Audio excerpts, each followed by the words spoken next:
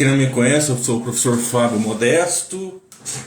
Esse é o canal Computação 2.0 e logo logo começaremos a nossa live Desafios Didáticos para o Ensino de Tecnologia Web.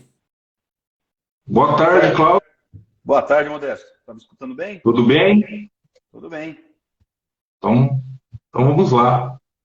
Esse é o professor Cláudio Roveri, do Instituto Federal do Campus Salto. Ele leciona no curso de Ciência da Computação junto comigo e ele que vai trazer essa conversa para a gente. Desafios didáticos no ensino de tecnologia web.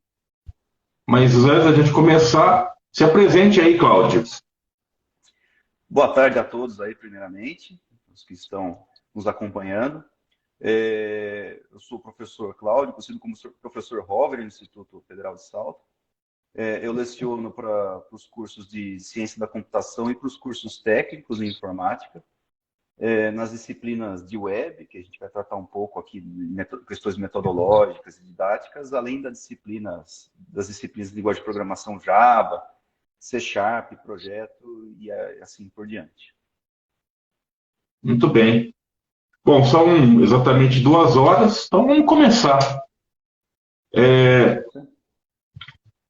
Para a gente começar essa conversa, como que era o contexto de web algum tempo atrás? Como você considerava isso? Olha, eu vou remeter à época que eu era aluno, né, na Faculdade de Tecnologia, que o contexto era completamente diferente. Web, ela não era, de certa forma, a metodologia mais utilizada, ela concorria muito com programação desktop. Na época que eu era aluno, o enfoque do curso foi muito mais em programação desktop do que web. Tanto é que eu tive a disciplina de web, foi restrita ao aprendizado do HTML, um pouco de CSS, e antes tinha 2 linguagens de script, né, para manipulação de front-end, que era o JavaScript, que até hoje é utilizado, e o VBScript. E as linguagens de back-end, que a gente fala hoje, as linguagens que rodam no servidor, eram restritas mais aos frameworks Java, Struts, Servlet, era muito restrito. Tinha o PHP também, mas não tinha essa variação, tanto de tecnologias de front, quanto de tecnologias de back-end. Creio que de 15, 20 anos para cá, muito evoluiu. E está tendo uma mudança cada vez mais dinâmica. E eu, como papel de docente, acaba sendo desafiador, porque realizar uma mudança no conteúdo programático da disciplina é algo muito crítico.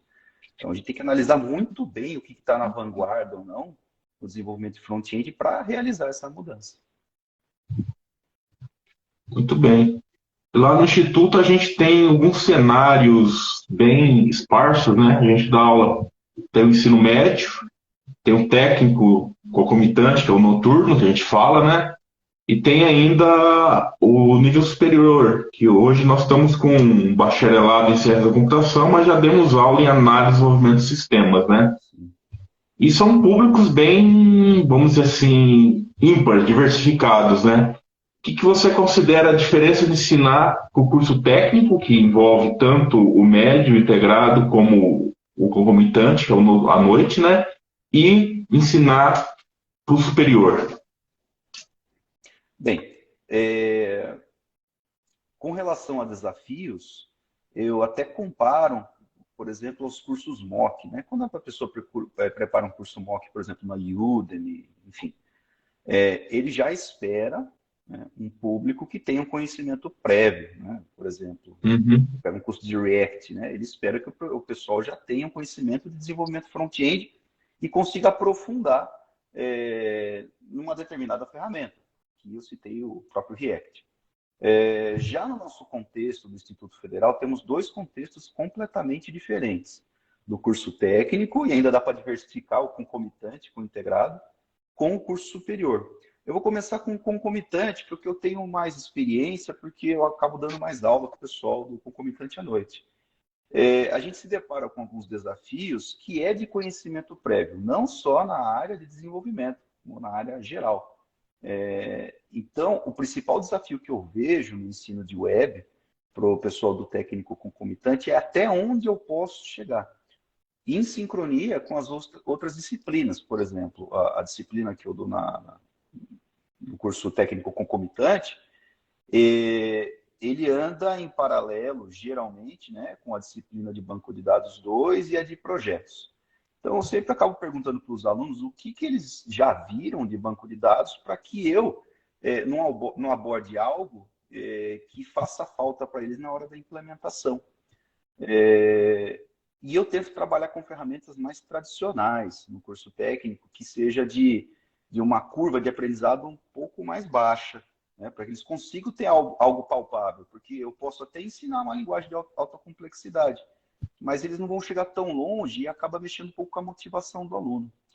Já no técnico integrado, eu acabo pegando o perfil de aluno que tem um conhecimento propedêutico muito latente, né? Eles estão quase em vias de entrar para uma universidade, enfim. E a parte de ensino técnico, a gente pode se aprofundar muito mais nos temas transversais. Então, a tecnologia, para eles, acaba sendo algo não tão protagonista, assim. Eles acabam correndo um pouco mais atrás, mas ainda invisto em ferramentas mais tradicionais. Já no curso superior, a disciplina ela está posicionada na ciência da computação, por exemplo, no final do curso. Então, eu pego turmas muito mais heterogêneas em termos de conhecimento, pessoas que já estão trabalhando na área, já têm experiência na área, inclusive em alguns assuntos, conhecimentos mais profundos que eu. E alunos que nunca se depararam com desenvolvimento web. Então, o desafio está aí, né? Como equalizar isso daí, além de passar uma ferramenta com uma complexidade um pouco maior. Por exemplo, nesse semestre eu estou fazendo uma conversão de tecnologias, eu estava abordando PHP, que é uma linha tradicional, e já estou colocando um framework um pouco mais moderno, né? Eu optei pelo Python Django, né? E eu vou substituindo pouco a pouco, porque as ferramentas ORM, aquelas que não demandam o desenvolvimento de SQL dentro da programação da linguagem de back-end, está crescendo vertiginosamente, além de desenvolvimento de APIs. Então, na área da ciência da computação, a gente já se aprofunda em alguns assuntos aí que a gente acaba não abordando no ensino técnico. Entendi. Muito bem. Por exemplo, eu dou uma disciplina para a computação chamada Projeto de Computação Integrado à Computação, que a gente normalmente é no quarto semestre, né? E a gente pega, a ideia é pegar as disciplinas que os alunos vieram até então e fazer um projeto prático, né? Englobando tudo isso. A gente tem uma certa infraestrutura no campus, né? E hoje a gente pensa muito em interdisciplinaridade, né? Então a ideia dessa disciplina é justamente ter interdisciplinaridade, por exemplo, pegar programação, entretenimento digital, sistemas operacionais e criar projetos para que o aluno aproveite aquilo que ele já aprendeu até aquele momento no curso. Aí a minha pergunta é o seguinte: como aproveitar a infraestrutura que nós temos hoje, que está disponível, com aquela questão da interdisciplinaridade, né? De você caminhar em várias disciplinas e dali trazer um conhecimento a mais para o aluno. Bom, eu tive uma experiência muito exitosa com o professor Cláudio Haru há uns 4 anos atrás, no qual integrava a disciplina de projetos e banco de dados. E a gente foi abarcando outras disciplinas, as disciplinas de análise, com o professor Murakami, até as disciplinas de linguagem de programação, que eu não lecionava em todas no técnico na época, e acabaram saindo projetos muito bons.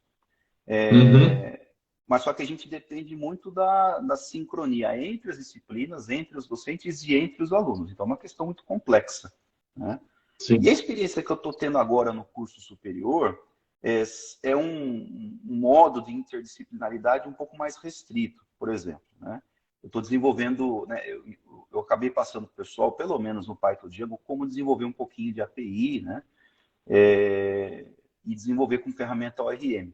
vários alunos já sabem outras ferramentas, outros frameworks ORM, enfim. Mas só que de modo a colocar esse projeto da disciplina, eu sempre reservo o último terço da disciplina para desenvolvimento de projeto, no contexto de outras disciplinas. Tem a disciplina do professor Diego que mexe com infraestrutura de nuvem, ele está mexendo com a AWS. Então, uma forma de jogar o projeto na nuvem e fazer rodar o servidor lá.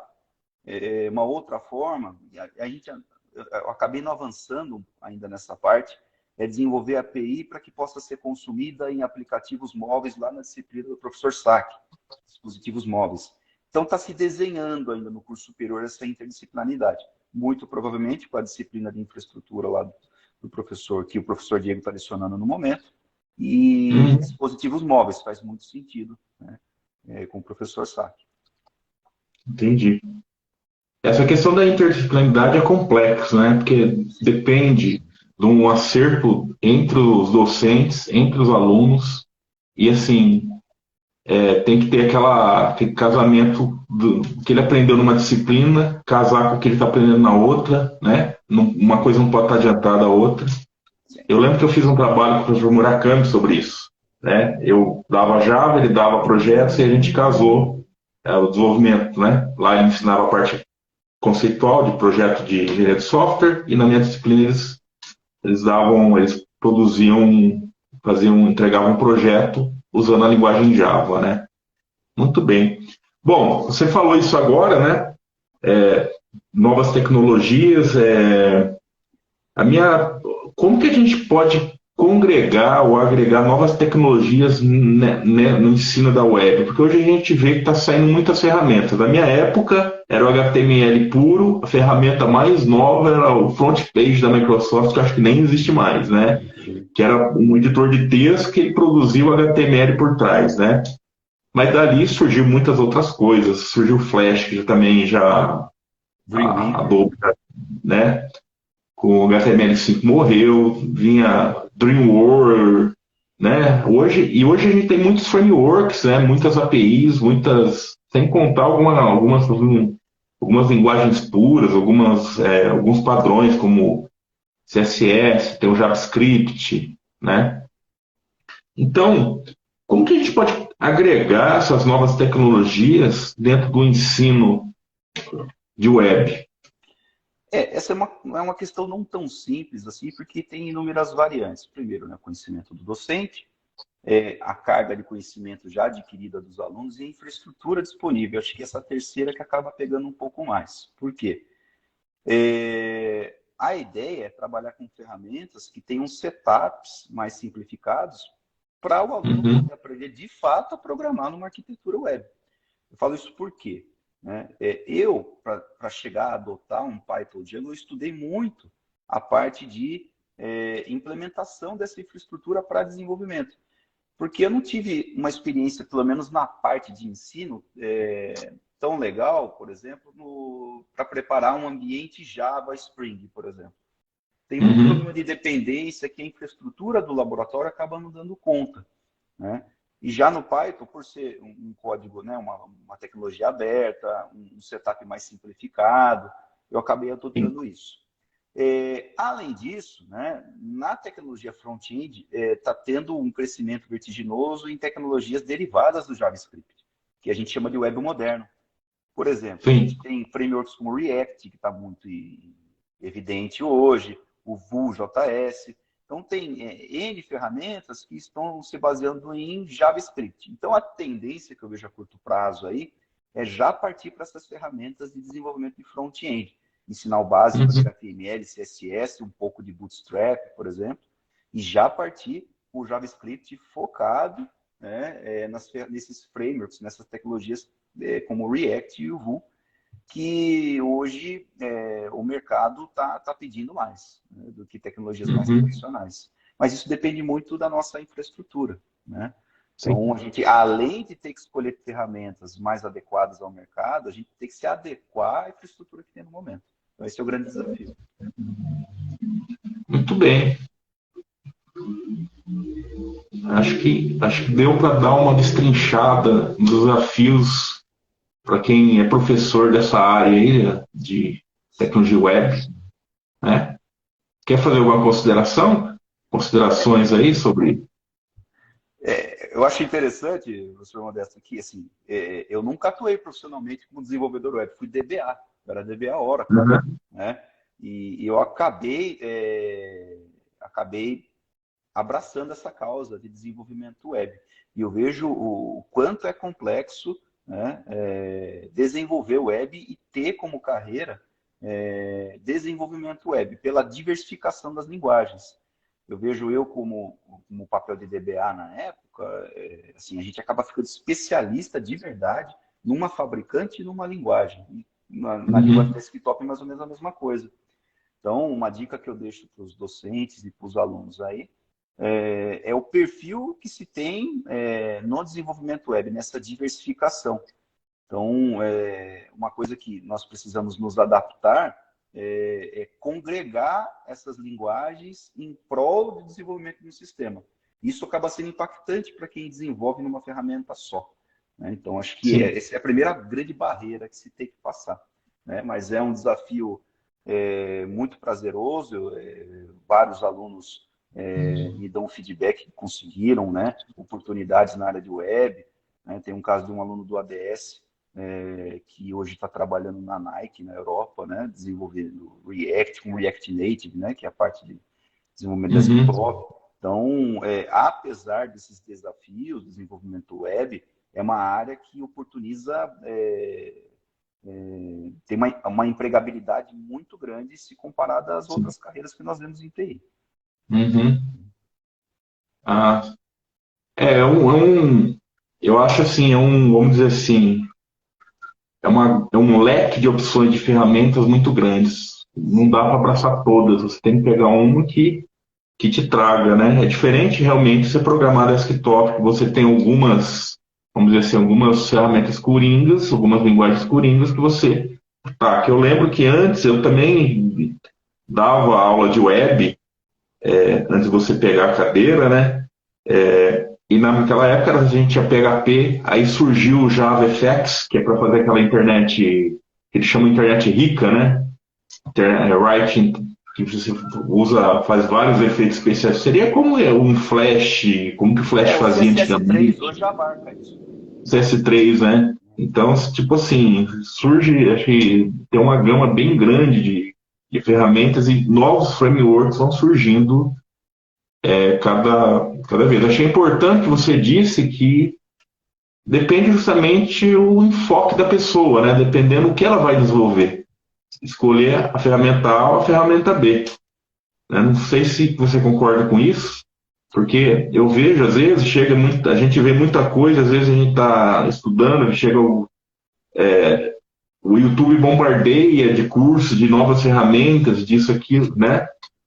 É bem abrangente hoje, né? Sim, tanto é que na fase de desenvolvimento dos projetos, eu sugiro as linguagens que eu acabo ensinando na disciplina, mas eu não torno obrigatório, né? Aham, Porque acaba sendo impraticável eu acabar ensinando todos os frameworks que estão no mercado novo. Então, exatamente. tem que ter um itinerário a seguir na disciplina para o aluno vislumbrar quais seriam, né, as ferramentas mais interessantes para front-end e para back-end, né? Uhum, Não é, assim, eu não adotei para a disciplina da ciência da computação, nesse semestre seminários, mas que ajuda bastante, nesse caso, nessa disciplina específica, o desenvolvimento de seminários. Muitas vezes os alunos acabam desenvolvendo, vou dar um exemplo, uma ferramenta que é um pseudo-tradutor, é o LESS, tem o SAS e o LESS que acabam facilitando o desenvolvimento de CSS. Muitos alunos que desenvolvem, né, os seminários sobre essa temática acabam utilizando no projeto, incentivando outros alunos a utilizar essa ferramenta. Então, na disciplina sim. de web, eu acho o desenvolvimento de seminário uma técnica muito interessante para expandir o conhecimento que é ensinado nesse itinerário mais ou menos fixo da disciplina. Então, essa é uma parte bem interessante para se abordar no papel do docente e, consequentemente, dos alunos. Essa é uma ação que eu também tomo, eu dou uma disciplina de entretenimento digital, que é desenvolvimento de games, né? Então eu ensino uma engine e é um trabalho, eles têm que entregar um projeto no final, que é um jogo aí com uma, duas ou três fases, né? Eu não cobro muito porque não dá tempo, né? Mas assim, eu deixo aberto. Eu ensino uma engine, você tem várias engines aí, né? E eu deixo aberto. Ah, posso fazer na Unreal, posso fazer na Unity, posso fazer na Godot, na GDevelop? Pode. Eu ensino uma, que a minha aula está centrada naquela, só que os conceitos que eu estou ensinando naquela é válido para todas as outras, né? O Sim. importante é ele pegar as ideias, o modelo de desenvolvimento e desenvolver o produto final, não importando aí, né? Porque é a O que eu mesma acho, coisa, se imagina que eu fosse estudar todas as engines de games, seria algo bem impraticável, até para ensinar, né? o que eu achei interessante em web é que acaba criando dois perfis de desenvolvedor, o desenvolvedor front-end e o back-end. E alguns que Sim. acabam sendo full stack, né? Que é Uhum. aquele perfil que acaba abarcando tudo. É, e eu, como docente, eu tenho minha preferência também, né? Eu tendo mais a dar um enfoque em back-end, devido até à minha própria formação, vim de DBA, Sim, com enfim. certeza. Mas é legal que a gente acaba testemunhando na sala perfis de alunos. Ó, esse aluno aqui já é mais perfil de front-end, esse é mais de back-end. Até faço uma brincadeira que eu prefiro o back-end porque a front-end exige uma virtude da pessoa que eu acabo não tendo, né? Que é a criatividade artística, né? Então, É, que é para web design, enfim. Mas acaba é bem por distribuindo aí. nesses papéis, né? É bem interessante. Uhum. É engraçado como, sem saber, essas minhas duas disciplinas estão batendo, porque tem gente que tem alunos que têm o dom artístico. Então, tipo assim, eles vão pegar. Eu dou um site lá, tem um monte de recursos, então tem personagem, tem cenário, tem tudo pronto. Mas tem alunos que quer fazer, então ele entra lá no Photoshop, no GIMP, tem aluno que toca guitarra, compõe a própria música, né? Então, assim, a gente vê que é um perfil diversificado. Então, junto um grupo, tem um que o foco dele é mais a programação, outro mais a parte gráfica. Às vezes já teve um que eles compuseram a música, né? Falaram, pode. Aí foram atrás do Audacity, aquele software de edição de áudio, e fizeram a música e tal, né? Então é bem interessante isso. Dentro Sim, do escopo, né? Do esqueleto central do curso, que é computação, né? sim. Assim, o bom que é web consegue abarcar até outras áreas do conhecimento, por exemplo, inteligência artificial, né? Você Sim. pode fazer uma arquitetura. Eu, por exemplo, no meu mestrado, eu trabalhei com processamento de imagens, né? Uhum. Que é o desenvolvimento de algoritmos de processamento pesado, né? Sim. Então, e hoje existem frameworks web trabalhando com threads, por exemplo, para esses processamentos pesados, para ter um tipo de feedback lá no front-end no final.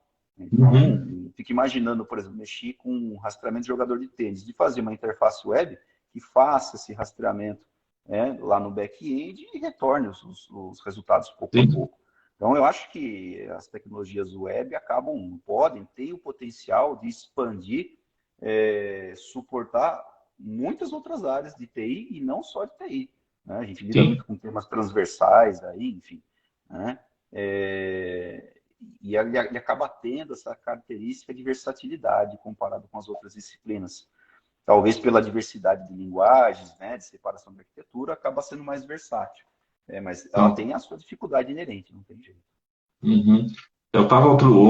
Tava vendo, eu dou computação gráfica no último semestre, né? Foi semana passada, eu estava vendo o WebGL, que é o OpenGL incorporado ao HTML5, que usa o free.js, ou seja, um JavaScript, né? Sim. E dá para fazer tudo isso, dá para fazer processamento de imagem, processamento 3D, imagens 3D. Tem um demo de um aquário que é perfeito, assim, você vê, e é tudo na web, o processamento bem grande. Então, eu acho que hoje a web é bem ampla, ela não se limita a, vamos dizer assim, uma página pessoal ou um e-commerce. Ela tem Sim. outras vertentes que você pode ir, né? Inteligência artificial, aprendizado de máquina, IoT propriamente dita, né? Você pode ter É, uma página que você controla tudo, né? Não precisa ter mais desktop, porque fica mais leve até sim. seu, sua interface, né? e não dependendo de ideias, né? Acho que na minha época de mestrado, talvez na sua, a gente era muito dependendo do MATLAB, né? Para desenvolver Sim, algoritmos, né, de processamento de sim. imagem. Hoje está bem aberto, né? Sim, e acaba facilitando até a divulgação, né, de trabalhos científicos.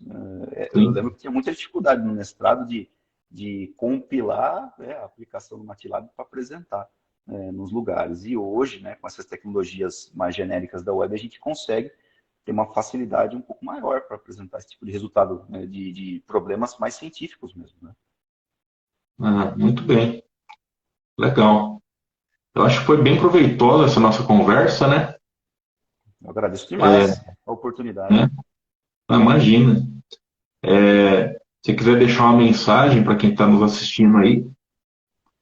Para quem está atuando na área de docência, eu peço que, assim, que sempre vocês sejam perseverantes na área de ensino, mais especificamente de web, e estejam sempre atentos às mudanças de tecnologia, né?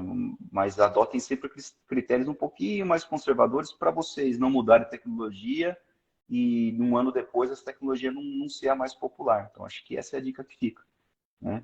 E para os alunos, aproveitem ao máximo essas oportunidades de ensino de web, porque o nível de empregabilidade é muito alto, a diversificação das áreas de atuação é muito latente nessa área, inclusive em áreas que fogem do tradicional, né? Tem a área esportiva, tem a área científica, tem áreas que atuam na área jornalística, por exemplo, ou, né, obviamente, atuar na área de TI mesmo, ou na infraestrutura, né, atuando como DevOps, né, que fica na margem entre infraestrutura e desenvolvimento, ou com o desenvolvedor full stack, que você pega praticamente o ciclo de vida do software completo web. Então, é uma área realmente desafiadora para o docente, desafiadora para o aluno, mas acaba valendo a pena. Okay? Ok. Agradeço mais uma vez a presença. Obrigado por ter aceitado o convite. Eu que agradeço. Eu espero que uma próxima vez, se tiver uma outra oportunidade, você também seja aí com a gente. Eu agradeço mais uma vez a sua disponibilidade. Estou à disposição. Muito obrigado. Então, boa tarde. Boa tarde. Boa tarde a todos que estão assistindo. Quem está nos assistindo, uma boa tarde e até a nossa próxima transmissão ao vivo.